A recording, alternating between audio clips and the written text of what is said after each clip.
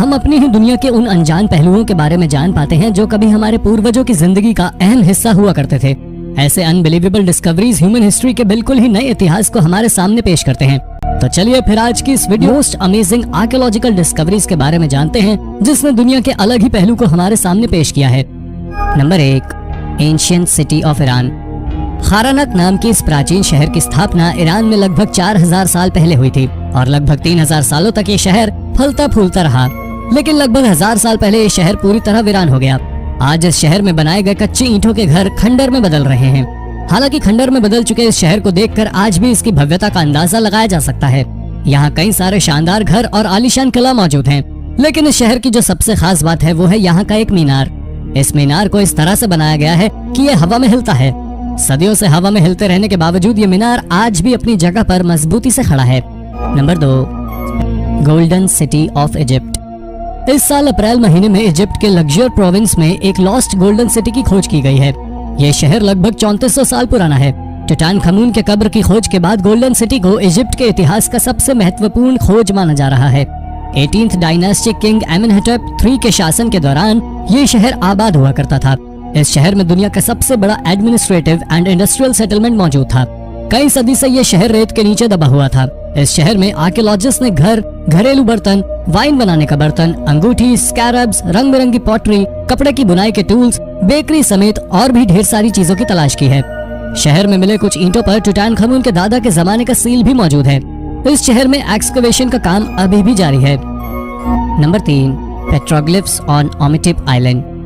ओमिटिप island पर मौजूद ये पेट्रोग्लिफ्स इस आइलैंड की सबसे बड़ी मिस्ट्री है। 1995 से 1999 के दौरान आर्कियोलॉजिस्ट ने इस आइलैंड पर 1700 से ज्यादा पेट्रोग्लिफ पैनल्स यानी कि रॉक क्रेविंग्स ढूंढे थे। इसके साथ ही यहाँ मिट्टी के बने बर्तन, स्टोन स्टैचू समेत और भी कई सारी चीजें मिली थी। लेकिन इन चीजों की डिस्कवरी के साथ ही सबसे बड़ा सवाल भी पैदा हो गया, आखिर इन चीजों का निर्माण किसने किया था। यहाँ पहली इंसानी बस्ती बसाई जाने से सदियों पहले ही इन सभी चीजों का निर्माण किया गया था। ये सभी चीजें लगभग 3000 साल पुरानी हैं। यहाँ कुछ ऐसे भी सिंबल्स बने हुए हैं जिन्हें कोई पहचान नहीं सका है। इस आइलैंड पर कौन सी ऐसी सिविलाइजेशन मौजूद थी जिसने इन चीजों का निर्माण किया और फिर विलुप्त हो गए? इस सवाल का जवाब शायद हमें कभी नहीं मिल सकता है। Number 4, earliest known humans in Europe. इंसानों की ही एक प्राचीन प्रजाति निएंडरथल विलुप्त कैसे हुए और आधुनिक इंसानों के साथ उनका रिश्ता कैसा था? बल्गेरिया के बैको केरो केव में आर्कियोलॉजिस्ट ने एक ऐसी डिस्कवरी की है जो इस सवाल का जवाब दे सकता है। बैको केरो केव में यूरोप के सबसे प्राचीन इंसान के अवशेष मिले हैं। इंसानों के इस अवशेष में दांत और हड्डी के 6 टुकड़े हैं। ये सभी अवशेष लगभग 46,000 साल पुराने हैं, जो कि यूरोप में मिला अब तक का सबसे पुराना मानव अवशेष है। ये सभी अवशेष 3 पुरुषों के हैं।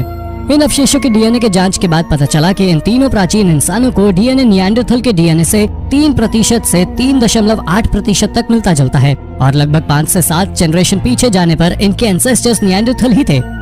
इस रिपोर्ट के बाद एक्सपर्ट्स ऐसी संभावना जता रहे हैं कि निएंडरथल दुनिया से विलुप्त नहीं हुए होंगे, बल्कि आधुनिक इंसानों में बदल गए होंगे।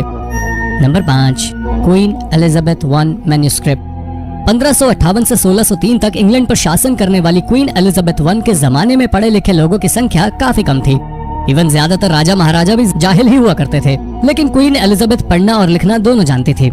इस बात का एक और सबूत नवंबर 2019 में मिला है। एक इतिहासकार लैम्बेथ पैलेस लाइब्रेरी में अपनी किताब के लिए रिसर्च कर रहे थे। उसी दौरान उन्हें 34 पेज का मैन्युस्क्रिप्ट मिला। इसकी जांच करने पर उन्होंने पाया कि ये सभी मैन्युस्क्रिप्ट क्वीन एलिजाबेथ के हाथों से लिखा गया है। उन्होंने इस मैन्युस्क्रिप्ट में रोमन हिस्टोरियन टैकिटस के किताब का ट्रांसलेशन लिखा था। साथ ही उन्होंने राजतंत्र के समर्थन में भी कुछ बातें लिखी थी। तो दोस्तों, आपको इनमें से कौन सी आर्कियोलॉजिकल डिस्कवरी सबसे ज्यादा अमेजिंग लगी? कमेंट में जरूर बताएं। और वीडियो अच्छी लगी हो तो इसे लाइक और शेयर करें और चैनल को सब्सक्राइब करना ना भूलें। धन्यवाद।